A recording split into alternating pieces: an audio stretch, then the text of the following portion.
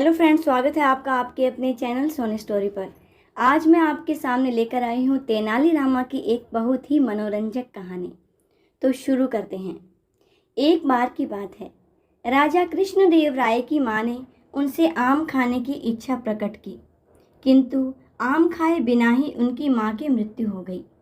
जब राज्य के ब्राह्मणों को ये बात पता चली तो उन्होंने राजा से कहा, हे राजन, जिस किसी की अंतिम इच्छा अधूरी रहती है उसे पुनर्जन्म नहीं मिलता है और उसे कई योनियों में भटकना पड़ता है।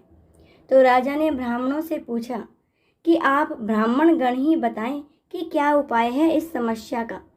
ब्राह्मणों ने उत्तर देते हुए कहा कि हे राजन, आप ब्राह्मणों को भोजन दें और उसके उपरांत सोने का आम दान करें। राजा ने वैसा ही किया। जब तेनालीराम को ये बात पता चली तो अपनी कुशाग्र बुद्धि के कारण वो समझ गए कि ब्राह्मणों ने राजा को मूर्ख बनाया है। लिहाजा उन्हें एक तरकीब सूझी।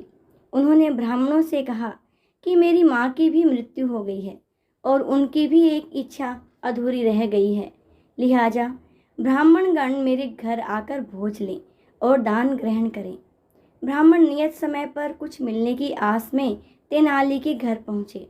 भोज के बाद तेनाली लोहे के गर्म सलाखें लेकर खड़े हुए और बोले, मेरी माँ को फोड़े हुए थे और उनको ठीक करने के लिए उनकी इच्छा थी कि फोड़ों को गर्म सलाखों से दागा जाए। ऐसा सुनते ही ब्राह्मण अचंभित हो गए। तो तेनाली ने कहा कि जब आखिरी इच्छा पूर्ति के लिए आप सोने के आम ले सकते हैं तो ये भी ग्रहण करें। तब ब्राह्मणों को समझ आया कि उन्होंने क्या गलती की थी।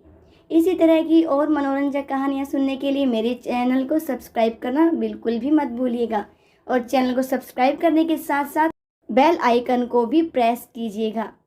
अंत तक बने रहने के लिए आपका बहुत बहुत धन्यवाद।